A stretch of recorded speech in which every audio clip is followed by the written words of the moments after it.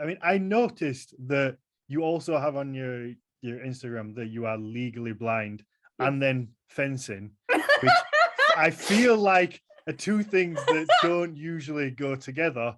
There's the archery. There's the archery as well. Yeah. There's the archery as well. So I mean, I have to, I'm going to start with that. How does that work?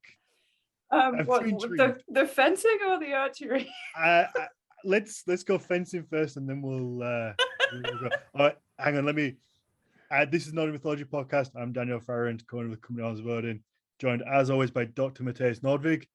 Hello, everybody. This time we are joined by Ruth Tolkien, the great granddaughter of J.R.R. Tolkien. Ruth is a musician, singer-songwriter. You have a degree in geography, as far as I could see, and you are also an avid fencer. That's where we're starting, because where we're starting. I mean, I'm so glad that this came up kind of organically, because I really did want to ask, but I wasn't sure how to ask. But they just ask anything you like, it's fine. They just seem like quite opposite things. So I mean, obviously it works. Yeah. Well, I have a very brave coach. Okay. But in terms of the eyesight, it was actually only a couple of months ago. He's my modern fencing coach, so my Olympic style fencing coach. So when you think of saber, foil, epee, like the 3GB saber coach, just to big him up a bit because he's amazing. And he mentioned, after having just come back from an international competition, that at that level, sort of when you watch fencing on TV and it's that fast,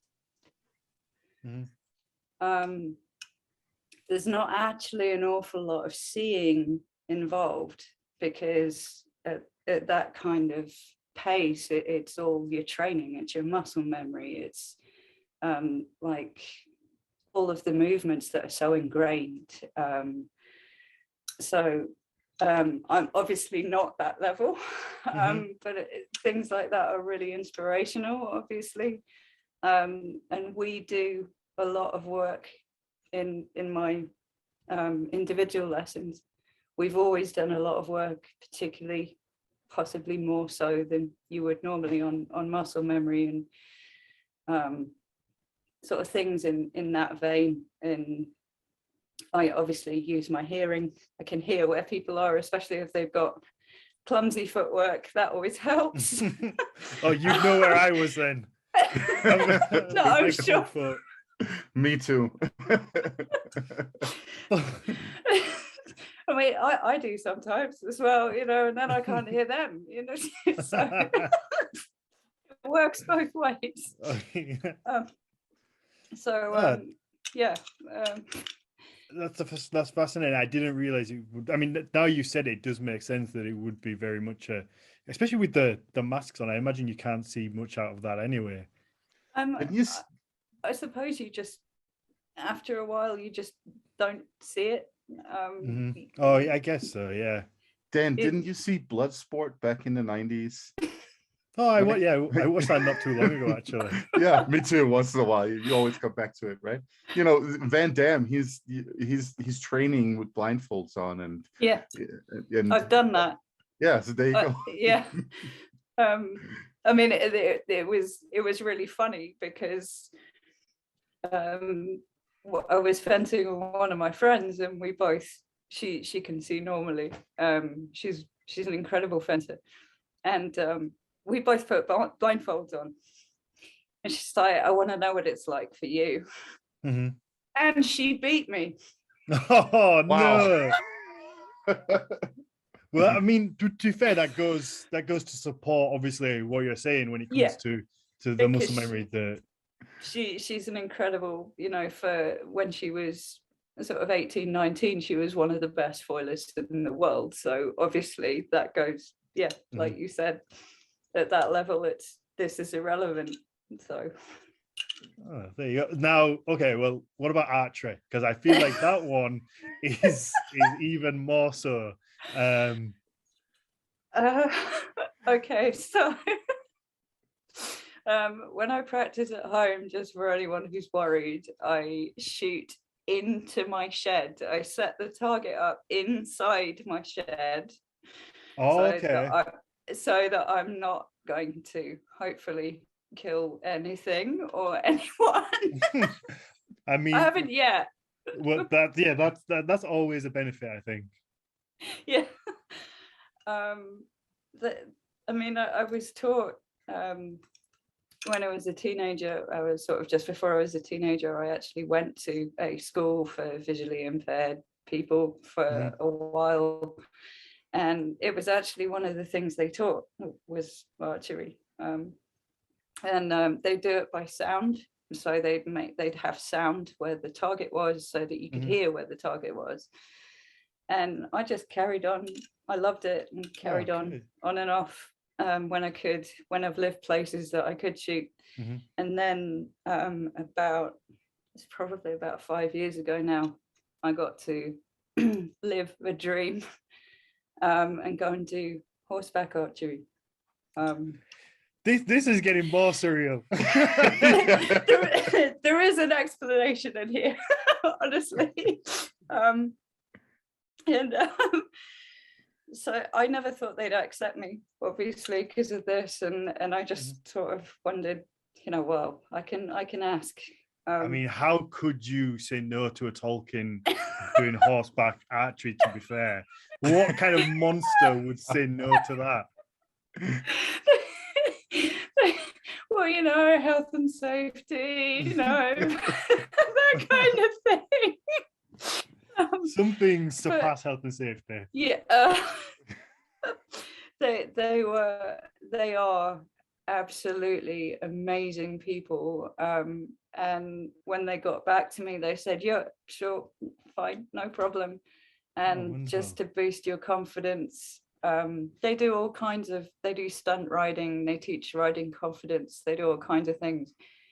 And he mentioned in his email, he said, "We just taught a woman who has a broken back how to do Roman style chariot riding with 1 foot on the back of 2 horses. So don't worry about being blind." They are incredible. They're amazing people. And so the technique that you use, or what I was taught, is actually called blind knocking, because you think you're on the back of a horse, you're at speed, you cannot look at what you're doing. So it's all muscle memory again. It's all feeling for the arrow, and then you never actually look. You're just looking at your target and where the horse is going, because if you were, say, in battle, that's all you could do. So he actually commented, really, really great dry sense of humor. And he actually commented, he said, "Well, you should be better at this than all of us." Great, no pressure. No. So yeah, that's the archery. I mean, no, it sounds like a lot of fun. I mean, something I'd love to. To be fair, I don't think there's a horse that's going to take me anyway. It'd have to be a big horse. You'd so have to do it. You have to do it. It's incredible. If you get the chance, do it. I mean, riding a horse, I think, would be hard enough for me anyway, let alone giving me a bow and arrow on the back of it. Something probably is going to die, or somebody. Probably me as well, actually, maybe when I fall off. No, so obviously, your surname is Tolkien. Your great grandfather was J.R.R. Tolkien. Now that's a very unusual surname. So I imagine everywhere you go, anytime you ever have to say your surname, you must get asked if there is a relation, because everybody knows J.R.R. Tolkien. It's not like a minor celebrity, like I don't even celebrity is not even the right word, but it's just everybody just knows it. Everybody knows that name. It's a legend. Yeah, mythological figure at this point, almost. To a lot of people. Yeah. But so you must, it must be something that just never ends. Well, I've got to say, mostly it's been like I mean, obviously it's a huge honor for me, and it kind of makes me feel very small, because people almost react like, you know, it's like, oh my God, you're related. I'm not worthy. I'm like, dude, seriously, I'm not him. And Yeah. So it's hugely humbling, and obviously something. It's a legacy that I'm incredibly proud to be at least a little part of. But yeah, I've had interesting experiences with it. Probably one of the funniest was when I was at university, and I went when you still actually went to buy books in the store rather than ordering them online. I went into Waterstones in Reading, and I had a huge pile of books for my course, and it was not long after the first film had come out. And I didn't have any cash on me, so I used my card. Big mistake. And the checkout, the person on the checkout, she was absolutely lovely, but she just could not believe it, and she kind of didn't say it very quietly in a bookstore near Christmas. Huge queue of people behind me, and I'm like trying to climb inside my coat. And you're just like, are you related? And there's always a part of you that kind of wants to no, it's just coincidence, you know. But yeah, it kind of makes me really shy in situations like that. But yeah, I've had some interesting conversations with all kinds of people on the phone. Like, you just phone up, you know, British Gas, or, you know, Barclays, just, you know, or something. Yeah. And so suddenly you're on the phone for, I think the longest was about 3 hours. And but I didn't want to be mean to this guy. He's just told me about when he discovered them in his childhood, and now he reads them to his children. And it's absolutely amazing. Sometimes you get people and you get their life history, and it's really moving, you know. And I just, it's absolutely humbling, and it never ever gets boring or annoying, or it's incredible. But yeah, it does take you a very long time to do your shopping sometimes. I'm sure.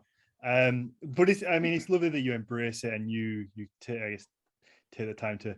3 hours is a long time, though. I think I would have. It's okay. They were calling me, so. Well, that's fair enough. But yeah, I mean, I can't think of many other things or other kind of books or TV series or anything that has that much of an effect. I guess maybe like a modern version would be Harry Potter, because people get fanatical about that, and they Game of Thrones. Yeah, but Narnia. I would say, you know, C.S. Lewis. Kind of up there as well. But I think Lord of the Rings definitely is bigger than all of those, in my opinion. Anyway, I think you know, there's so many people that just Lord of the Rings becomes like part of their identity. It's their life. It's helped them get through hard times, whether it's the films or the books, and that's such an incredible thing. But then obviously, I guess you get people who want to tell you all about that because your surname is Tolkien. I do, and as I said, I've heard wonderful stories from people all over the world. When I first, well, my brother, not me, when my brother first put together my website, I had emails from South America, from the Philippines, from fencers, from musicians, from all kinds of incredible people just wanting to tell me exactly that. It's quite a while ago.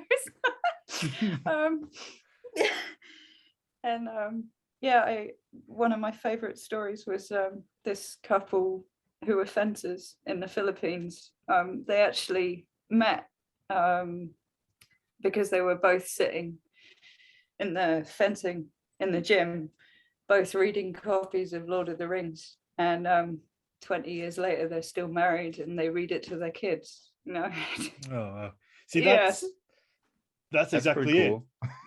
Yeah, it's so sweet. And but that's like say the effect that it has. It ingratiates itself into people's lives and becomes, like I said, part of their identity. So yeah, it's like I say, even just us saying that we were going to do this episode, it's not like typically Nordic mythology like we try to do, but just as soon as you mention Lord of the Rings, people are like, I can't wait for this episode. I can't wait to. It's just a huge thing.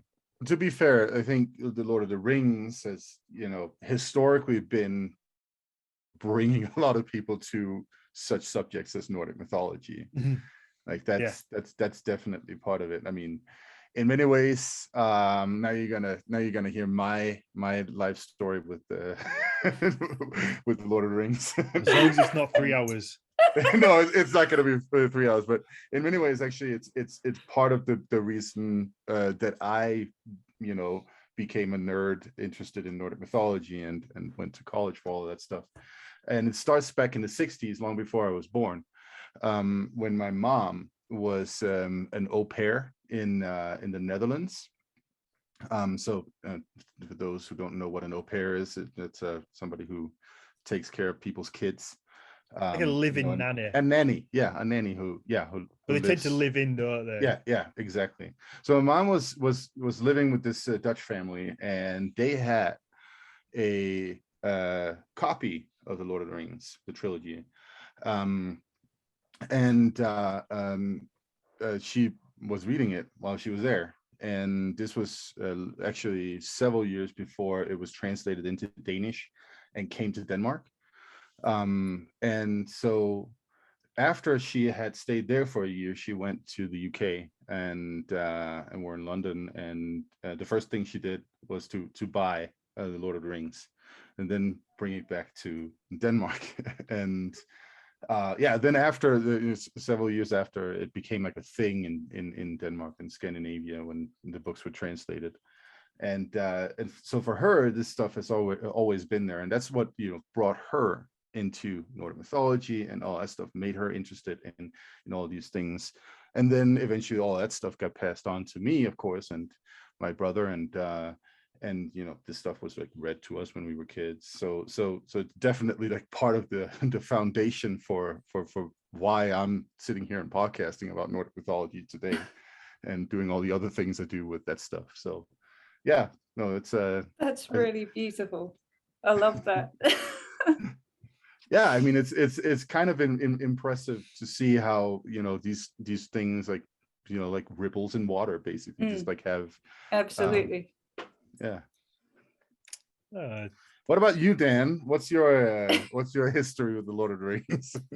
I don't think I have a history like that. I just think it's cool. I mean, what more can I say? That is just it's really good, and like you say, it gets so many people into this world.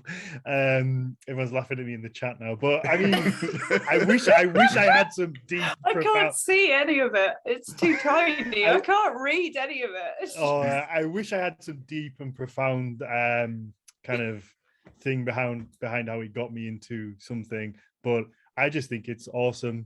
And that's what more do you need to say?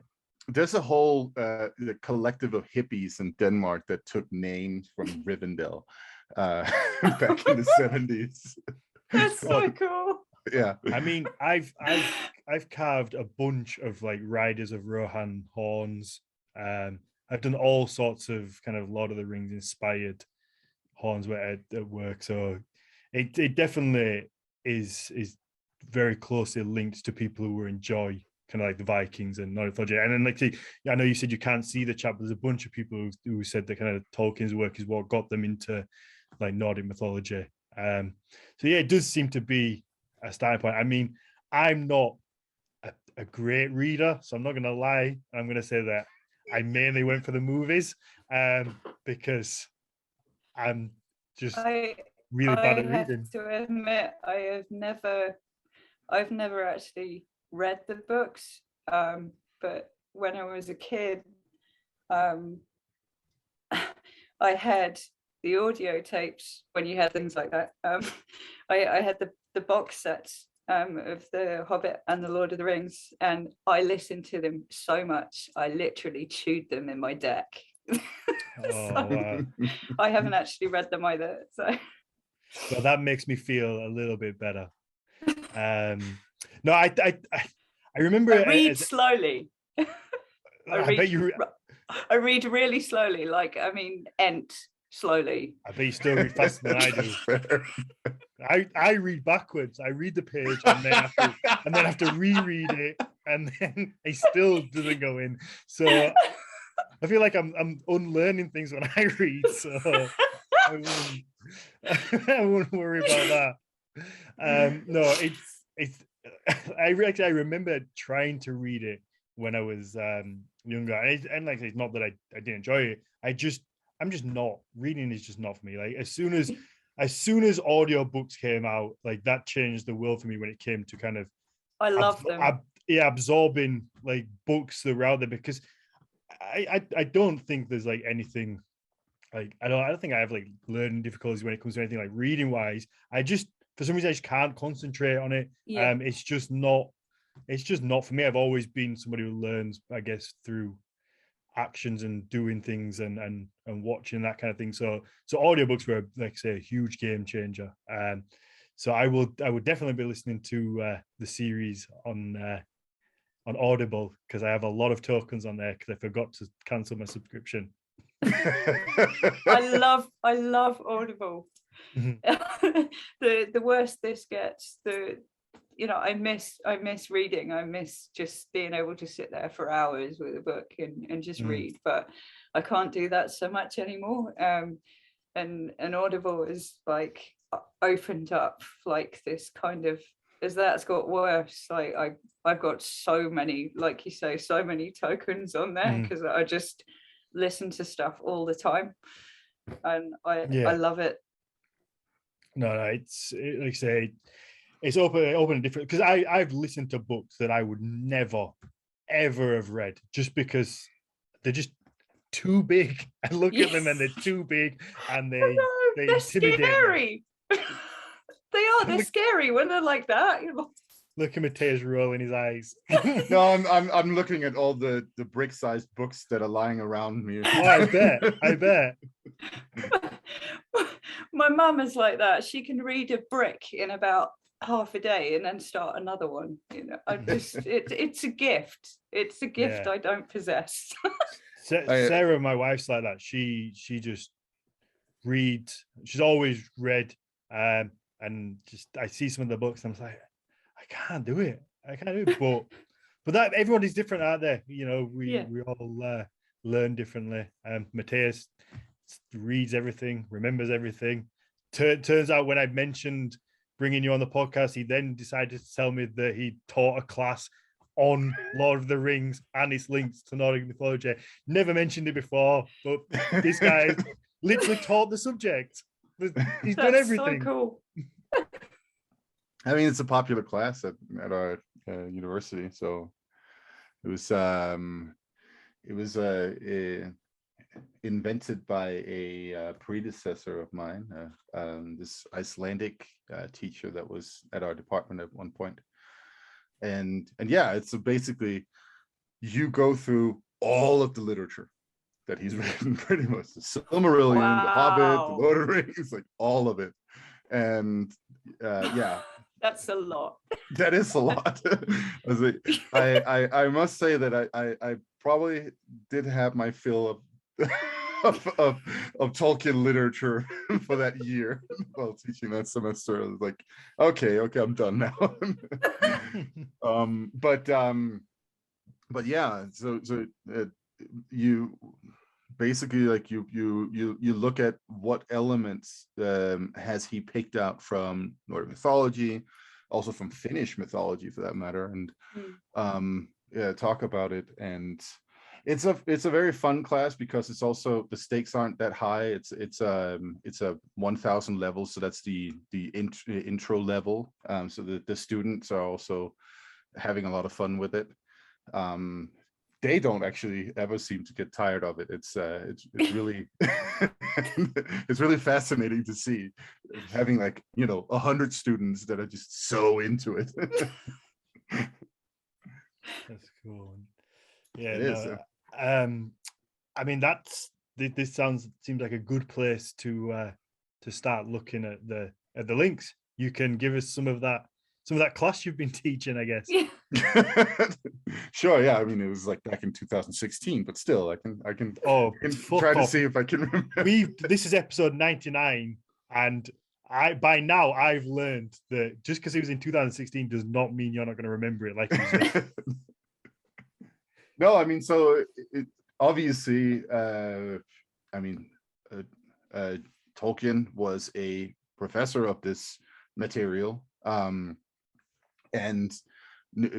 was translated texts such as the Saga of the Volsungs and such, right? And was very knowledgeable about Nordic mythology, the Nordic legends, the sagas, all of this material. And he has, I mean, what hasn't he used is actually the question we should be asking here. Like, what has not been on some level an influence on his stories. The ring itself in The Lord of the Rings is of course inspired by that fateful ring that destroys everything in the story about Sigurd the Dragon Slayer that our Patreon supporters have just been through with Jonas Lorentzen on our specials for the Patreons.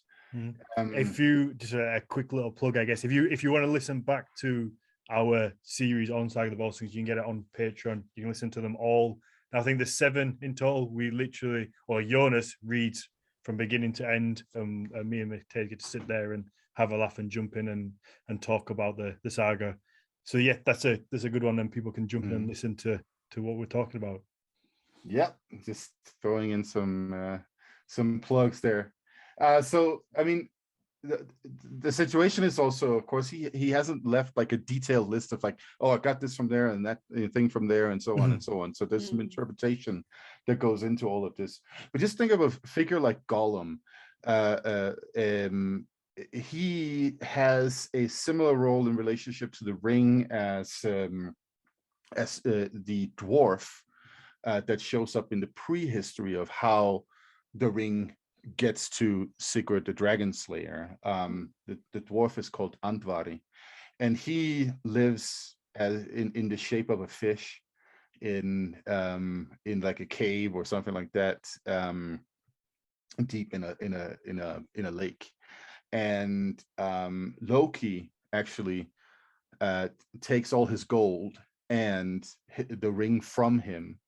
And I'm pretty sure that Tolkien was inspired by this story when he came up with Gollum, like this cave dwelling sort of like icky dwarf creature of some kind. And that's another thing, that the way that Gollum looks much, it's very similar to the way that dwarfs actually look in Nordic mythology. They are often very like pale and dead looking. And then of course there are all the dwarves that he also came up with in his material. Several of their names are taken directly from Nordic mythology. Like Oakenshield is a great example. His name is Eikenskaldir in the mythology.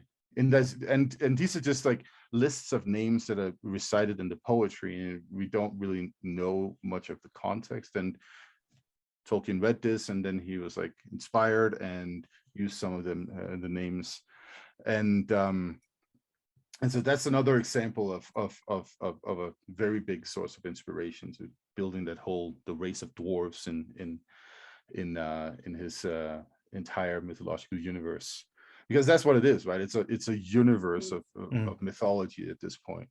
I never actually realized until I read the dwarves' names in Nordic mythology that Gandalf was actually named after a dwarf.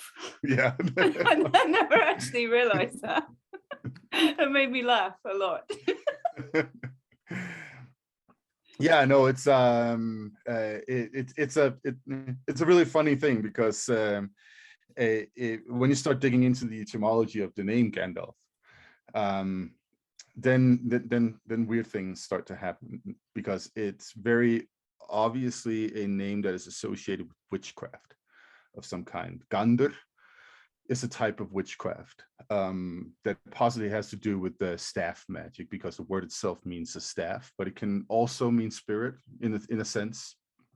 And elf is a mythological creature of some kind that has been part of Old Norse mythology forever, and is probably one of the oldest. We touched a little bit on it actually in last episode, on this, the word elf, and what it means.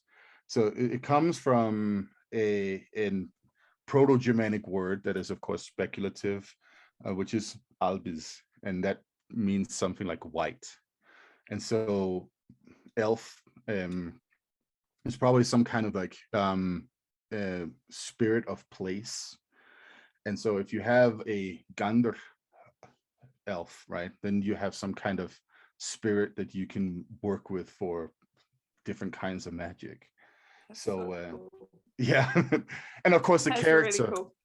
the character himself is in the Lord of the Rings and the Hobbit, Gandalf is of course a Odin derived figure, right? He's Odin. So many names as well. Yes, absolutely. He's an Odin figure who wanders, who's cloaked, who's got that big floppy hat. Like those are elements of Odin in some of the stories, at least. So that's where he got that from. And yeah, we can go on and on. I'm loving this. So is everybody in the chat. Frodo's name he got from a legendary Danish king, King Frode, who was apparently a very wise king, and during his reign of plenty, you could leave a golden ring lying by the roadside, and nobody would take it because they wouldn't care. That's the legend, at least. So, oh wow, yeah. See, it's little stuff like that that interests me. Like, because there's certain ones that are quite obvious, like with Gandalf and kind of like the Odin. But Yeah. Frodo, that's very, because obviously, especially having the connection to a ring as well. Yeah. So that would make sense that he's looking. I've read that, and I never made that connection until Mathias just said that. That's so cool. Yeah, I mean, obviously, it's like I read these things and then they bounce off, and I just you get those wonderful moments. Mm-hmm. Right, I've had a lot of those over 99 episodes. But you know, of course, some of it is speculative as well. Like when I say, oh, he probably got it from there, and that's, you know, my conjecture more than something that I know for sure. You know, you can just see parallels and links and such, and you know, the white tree in the yard, or what do you call that? Yeah, yard in Minas Tirith is probably also, you know, inspired by Yggdrasil from the world tree from Nordic mythology. And again, we see a reference to it being white-ish. It has like this in the mythology. It's said that there's like this loam or something like that that on the trunk that makes it white. So that's probably where he got that from. But again, this is an interpretation. And I'd say his whole like fashioning of Gondor as like a realm is very inspired by, you know, Charlemagne and the Frankish kingdom back in that period of from the 500s to the 800s. So he's used a lot of like historical details to create the realms, and of course the Rohirrim, Rohan in general is inspired by Anglo-Saxon history and so on, right? So he's taken all the stuff that he knows from historical sources and then synthesized them into a really cool story, fictional story. That, I think that's always sometimes what makes the best stories, things that are kind of loosely based on reality, but then obviously weaved into its own story, because you almost feel a way to relate to it, or you can kind of you see where things have come from, and it makes it more real almost. Absolutely, yeah. And I mean, there's a lot of things that you can say about, you know, the kings of Theoden, for instance, as a king of Rohan, being very inspired by Anglo-Saxon kings too, and you know, it keeps going. There's so many details. What about the writing? I don't know what it's called, and obviously it links to runes. So the idea that there are these different languages and all that stuff, or what do you mean the writing?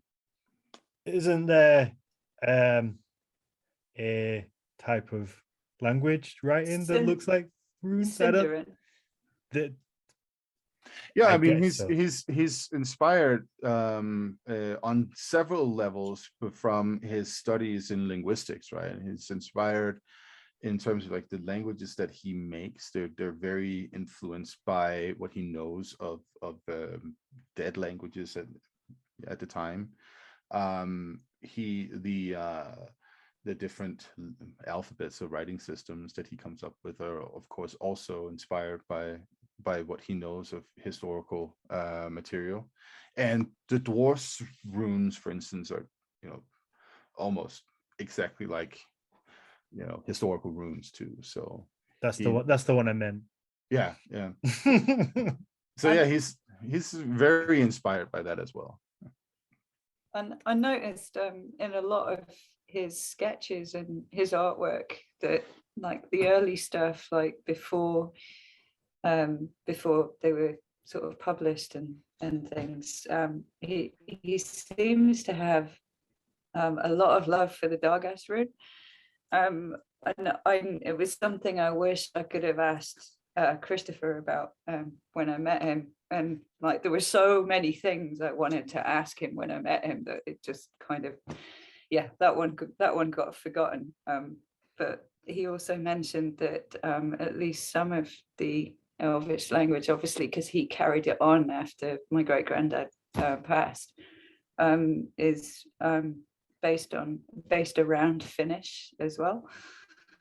Yeah. But that's about as much as I know about it. No, there's a lot of influence from the Kalevala in Finnish mythology and in the Silmarillion in particular. You know, you could go very deep into the role of song, for instance, as a creative force that's very, very similar to what we see in Finnish mythology. And several of the mythological figures that he comes up with as creator gods and all that stuff in the Silmarillion are very similar to Vainamoinen and the other mythological characters in the Kalevala. So yeah, he's very, very inspired by Finnish mythology too.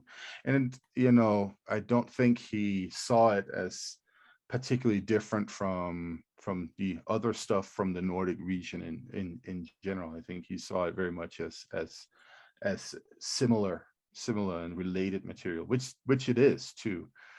That's something that some scholars tend to forget, because the Finns speak another language than the other Scandinavians, and they get caught up in that stuff for some reason.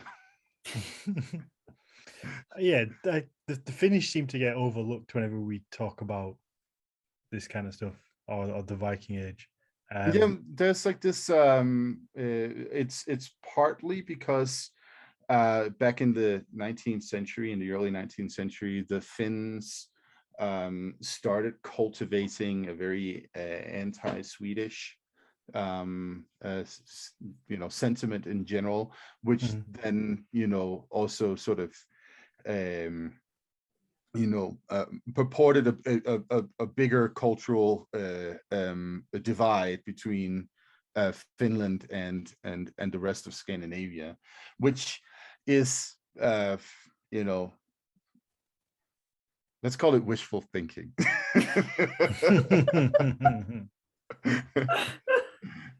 That's a bit like the Cornish kind of going, we're not part of the UK. But I know there's a river that separates us, but I hate to disappoint you, we kind of are. I mean, you do have your own flag. We do have our own flag. We have our own mythology as well. And our own a lot of places have their own flag. I know. It doesn't necessarily mean much. We have our own pasties and our own cider and our they do some good ice cream as well. I Yeah. do like Cornish ice cream. Yeah. And the Danes, they maintain that they're not just Northern Germans. Come on. We are. Yeah, I mean, okay, one character I have to ask about, and that's Gimli, because more than once in my life, people have fucking compared me to Gimli, and it's annoying. I hate it. Stop doing it. That's better than being called a hobbit all of your life. I don't know. Gimli's not the best one to be compared to. I mean, I would much rather it be Legolas, obviously. Especially after seeing Orlando Bloom on that paddleboard that time. I would rather it be Legolas.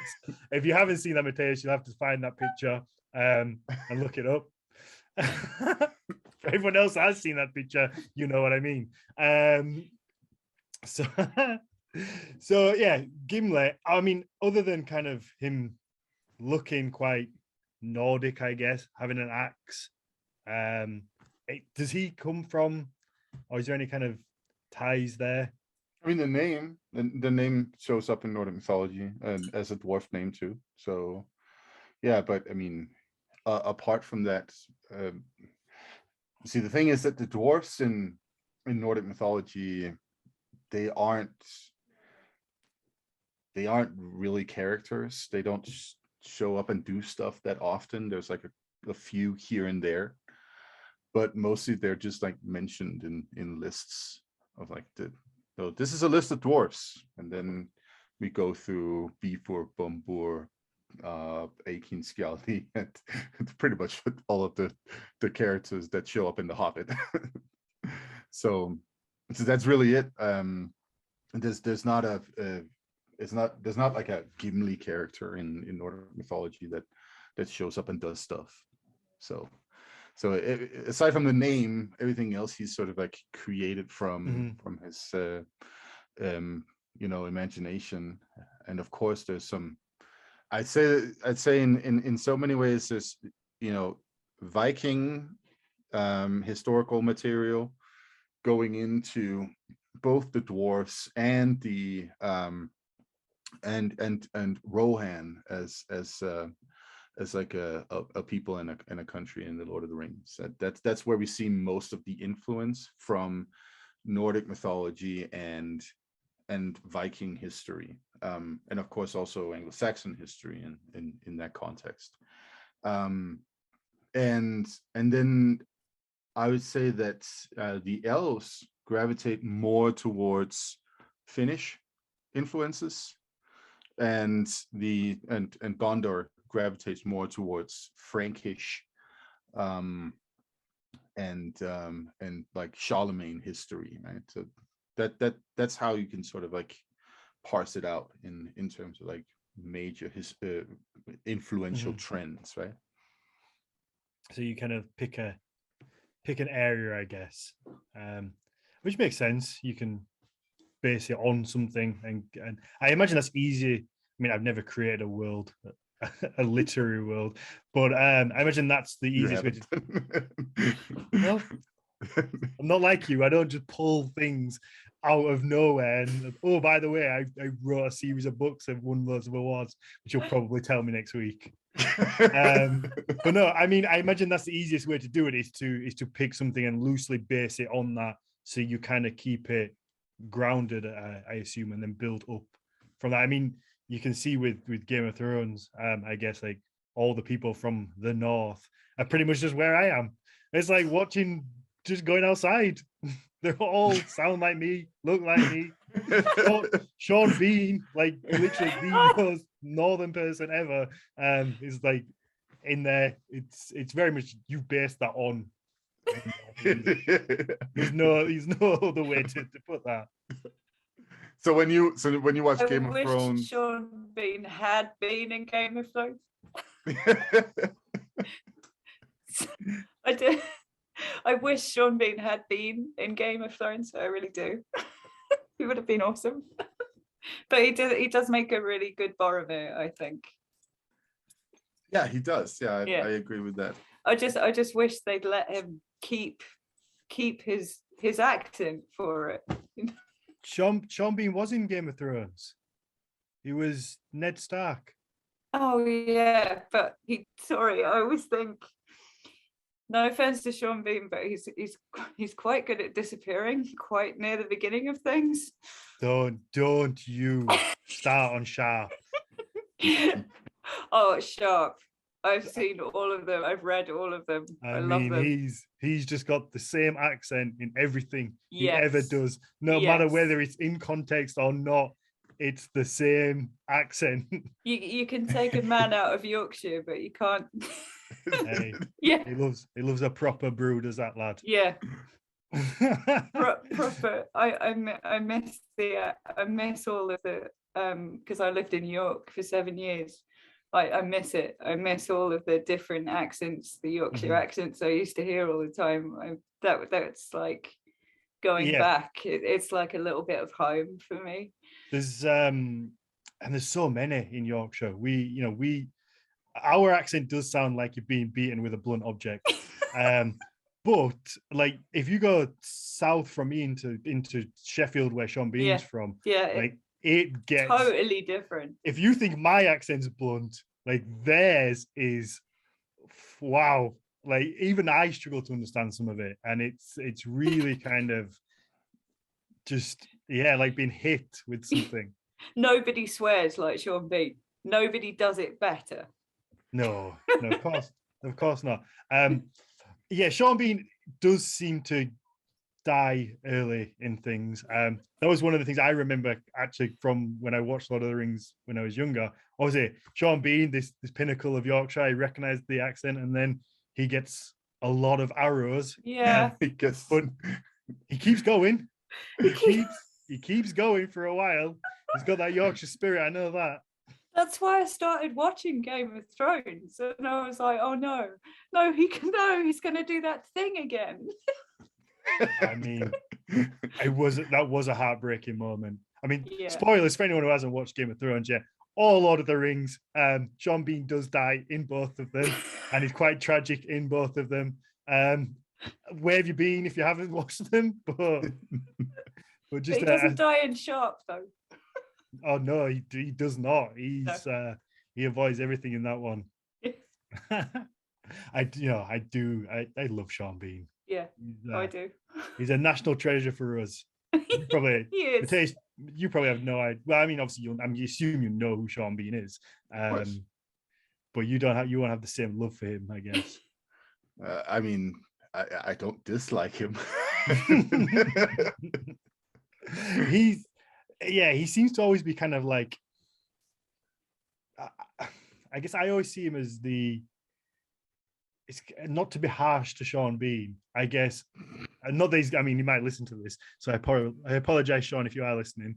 But but he seems to be like the name, because he's got a decent sized name, I guess. So they kind of, I imagine, get him into shows to get people to watch it, and then kill him off nice and early. I imagine that's what they did with Game of Thrones. Like he was because it's too expensive, or what? maybe, yeah, maybe. But like I always thought that was Game of Like Thrones. we can only afford 5 episodes with you, so That's you're gonna have to die on the 5th one. I did wonder that about Game of Thrones, because he was probably the biggest when he first started. Him and I guess Lena Headey and Charles Dance is a big name.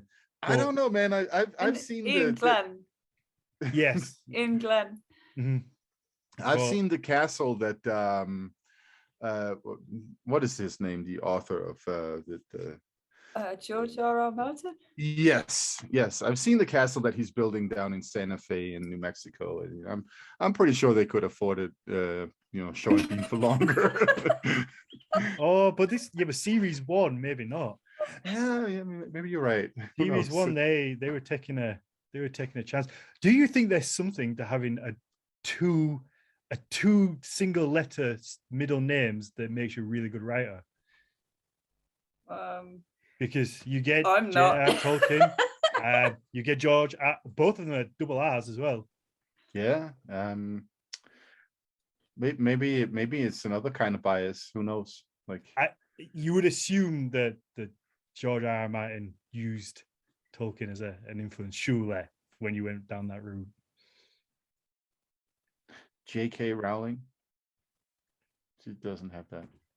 No, you can't, I don't know. You can't mention her name anymore. Why not? Oh, I don't know. I just see all the time that apparently she's evil now. Oh, right. She said things on Twitter. Oh, man, yeah. What is it with famous people on Twitter just ruining everything for themselves? I mean, I do, yeah. I don't know what's going on there. But I know she is the only billionaire to ever exist that was a billionaire and then is not a billionaire anymore. Yeah, she's the only. Which I mean, she did give like a lot of it. Didn't she give like half of her wealth to charity or something ridiculous? But she holds the title for being the only billionaire to be a billionaire and then to lose the billionaire status. Oh well, but it was for a good reason. Like I said, she donated. She donated a lot of it. So I can't say anything bad, I guess. No, I mean that's pretty cool. Mm-hmm. I respect that. That's my little fact of the day. So Mathias, is there anything else that stands out that kind of is a link between the two, between Nordic mythology and Lord of the Rings? Is there anything we've missed? I mean, of course, his writing style is also very inspired by the saga writing styles. He likes to mention people's lineage and ancestry. That's one of the things that we often also see in the saga literature, of course. He uses prosymmetric style, so combines prose and poetry. We have those like situations where Frodo is leaving the Shire and then he stops and then he looks over the landscape and then he composes a eulogy for the Shire and stuff like that, right? So that's very inspired too by the style that you see in the saga literature. Not that those Vikings in the sagas, they ever really care about the landscape. They more have a tendency to compose a poem about how cool they were before they were just about to die or something like that instead. But this is definitely Tolkien being inspired by that style of writing that we see in the Nordic material. And to him, it has a very profound meaning, again, because the idea of song and poetry being a creative force and creative act is so ingrained through his literature in general. And so there's, of course, there's a lot you can say about what the character of Frodo and the things that he does and how he does it and all that stuff that that has import in that direction too. So yeah, I mean, it goes through the entire literature, you know, the inspirations from the mythologies that he clearly loved so much, like both, you know, both the Nordic and the Finnish in particular.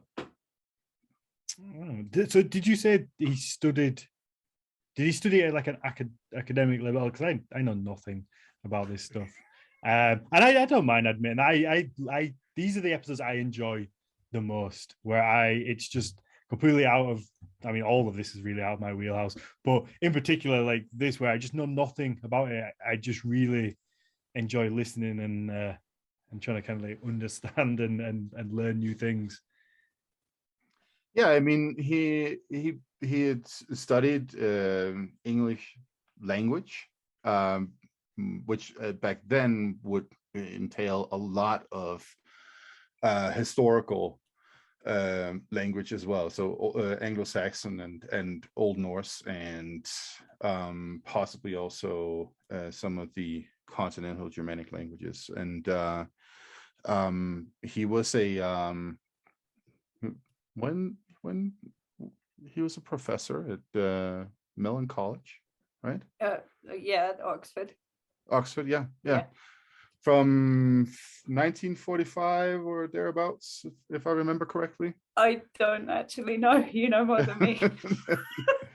So I mean, he was well read in this material, right? I do know that I can't remember how I know this. It is through the family, and I can't remember who told me, but I do know that he was so shy when he was lecturing. He would often sort of just look at the blackboard. He rarely ever looked at his students, because he loved what he did, but he was just really, really shy about everything, especially when like all of the books took off and everything. He was just so humbled by it and just sort of, wow, what's happening kind of thing, you know. Oh, bless. I guess that's where you get your shyness from. I'm just, yeah, I don't know. I'm awkward when I feel like I'm the center of attention, and I've always been like that. But you know, when I was a kid, I'd just go and hide somewhere. But that's just humility as well, though. I think it's lost on a lot of people these days. I think being humble, some people have certainly forgotten what that is and what that means. But I mean, so did the books get particularly successful when he was alive, or was a lot of it after? Because obviously it's just gone from strength to strength to strength. Especially, I guess, since the movies came out, which was when I was a kid. But I wondered whether it was a case of he got to enjoy that success. Yeah, are you asking me or? Yeah, I don't know. Either. If we even know the answer. I know that.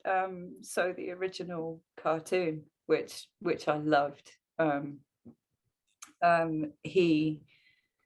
he had something to do with that, but he actually, as far as I know, that's why it's not finished, because he passed away before it could all be finished. But beyond that, I don't know an awful lot. I know that obviously he was around to sort of appreciate the books taking off, but there's so many people who are going to like correct me now, but I think it was 67 or 69 that he passed away. I'm not entirely sure though. So right, yeah. Let's see, the books were The Lord of the Ring. I mean, he was writing from the 30s and onwards, as far as I remember. riffing off of memory right now. Like so some of the stuff on The Hobbit, for instance, was written in the 30s, but the Lord of the Rings, the trilogy, was published in the middle of the 50s, 1950s. And I mean, he would probably have seen some of the fame, right? Considering that my mom was able to find copies of them in the Netherlands in the 60s, right? Well, that's that you, because sometimes it takes a few years for things to catch on. Obviously, with, again, to go back to Game of Thrones, George R.R. Martin, they were out quite a while before they then became this mega popular thing, obviously, albeit part of it from the TV show. So I guess that's kind of what I wondered, whether how big they were necessarily before the movies, and whether he got to enjoy that success. Because obviously, when you write something like that, you should at least get to enjoy it, even if he's shy about it. At least kind of see and enjoy your work. So the Lord of the Rings was even nicked and turned into a very, very shitty 1980s movie in the Soviet Union. So that tells you a little bit about how how popular it might have been in those decades, or maybe it was even in the 70s. But it's just amazing. I'm pretty sure you can find most of it on YouTube. I think I've seen some of that. I think one of my friends actually sent me a link to some of that, and it's strange. It's so strange. It's so bad. We need to watch that. We need to do a watch along of that because that would be brilliant. Because I can just imagine the special effects as well. They would be brilliant. That would be fun. So I mean, Ruth, because I imagine anything like this always must get so much fan fiction written about it. Do you ever get people wanting to send you fan fiction or along those lines? I've never had anyone want to send me anything they've written. I mean, obviously, if they did, I'd be honored by that. As I said, I read like an ant, so it will take me a very long time to read. But it's incredibly humbling. Like recently, I've had people through fencing, through the historical martial arts I do. My coach obviously knows a lot of the makers and the swordsmiths, and they got in touch with him wanting to make me a sword, and they're huge Tolkien fans, and they made me this most beautiful side sword, just because they wanted to, because they're huge Tolkien fans, and the leather on the grip is actually engraved with patterns that were inspired by the windows and the arches and the architecture of Rivendell. Oh wow! Absolutely mind blowing. I cried. Is that the one that's on your Instagram that I saw earlier? Yeah, but it's absolutely beautiful. So no, I've not been sent anything written as such, but to be given a sword is that I can now train with, because for historical martial arts I didn't actually have I mean, I got wooden ones, but I didn't have a proper side sword of my own, so incredibly special. And I mean, a sword's better than fan fiction, really, let's be honest. I don't know, they both have it. But yeah, you can say it. You can say it. A sword's better. Hey man, I'd like for people to send me swords. That would be awesome. I think people should send me a new fan fiction of us doing the podcast. That's what I want. No. Obviously not, because for some reason when I said fan fiction, everyone in the chat decided to talk about bloody erotic fan fiction. That's not what I meant. I just meant But you do know that is the primary type of fan fiction that exists out there. That's what people write all the time. Maybe I'm too innocent. Okay. And I'm kind of glad I can't read these now. But Yeah, it's freaking me out. I just thought people just wrote fan fiction as in like they like to extend the story in their own, and just very innocently. But apparently not. And people are just perverts, and I didn't realize. But if anyone wants to write fan fiction for me, I don't give a fuck. Do it. No. Write fan fiction of me and Mathias. And we will, you know what, if somebody wants to write fan fiction for me and Mathias, we will do a story time where Jonas reads it live, and he will do the voices of it. Somebody please do that. No, Please don't. Please don't. I think they would be brilliant. We have a very mixed bag in the chat as well. Of people either some people love it and some people are not. And Shan is definitely saying no. Yeah, you broke Shan. That's what you did. But I mean, and if I'm not Gimli in the fan fiction, then I will be very disappointed. Put it that way. All right. Well, you know what? If people do make drawings for all of this, you can always. Oh, not drawing. I can't handle drawings. I can't handle drawings.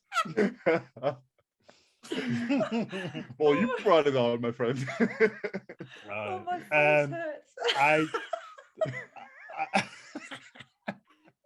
My face. I hope somebody does it, and if it's good, I will make sure we do a story time reading it, because it would just be hilarious. It would be so funny. But if it's terrible, then we won't. But and also, if anyone wants to send me a sword, that'd be nice as well. I know. If I'm trying, I might as well. Ask for everything. Put that in the story as well. I mean, no, we can't have a sword in an erotic fan fiction is not going to be what I want it to be. It's not going to be what I'm asking for. It's going to be something completely different. Dan,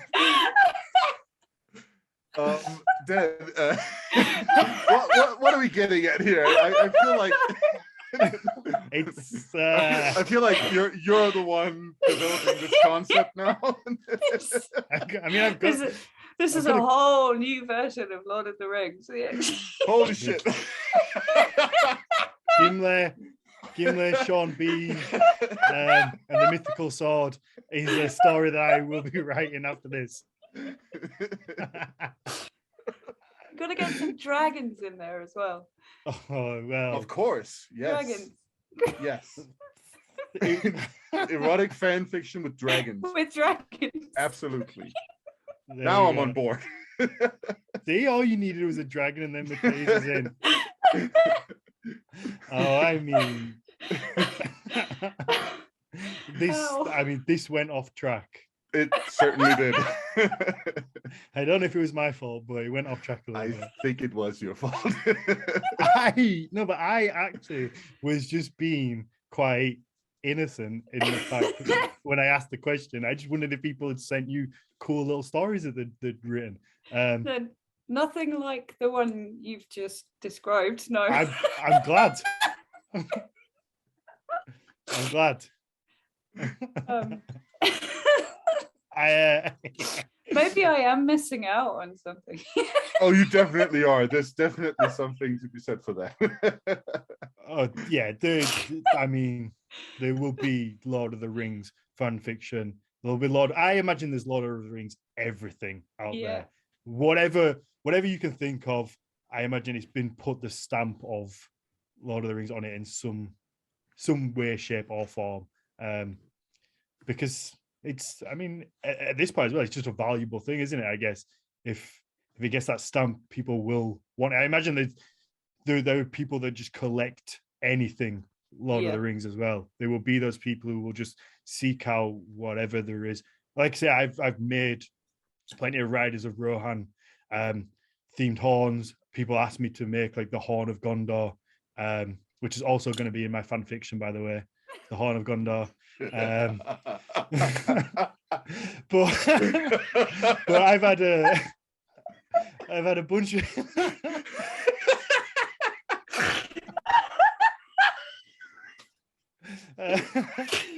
so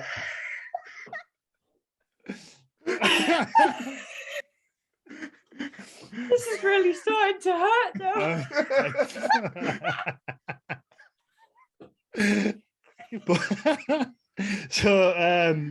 No, but to be I was in a genuine, I've had a lot of people ask if I can try and reproduce that and make something similar. So there are just people out there who just collect everything. I have a lot of dragon things, a lot of Smaug memorabilia, but nothing is exciting. No, I mean, I think I don't know where this episode's gone, but you know what? These episodes make me laugh so much. I thoroughly enjoy them. It reminds me of when we spoke about the Crotum with Sophie and the mace-like cock-shaped weapon, which was one of the funniest things I've ever heard. So it's like when it goes off piste, to say it's always a fun one.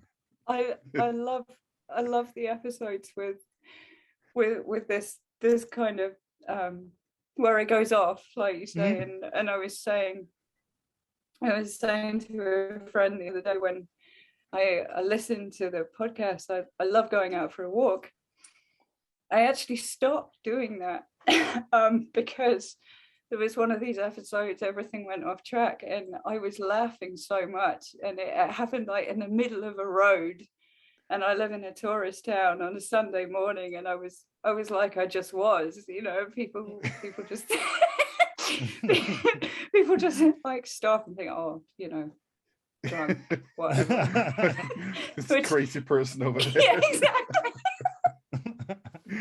Well, but they are the best. So I don't listen when I'm outside anymore because I think it's dangerous.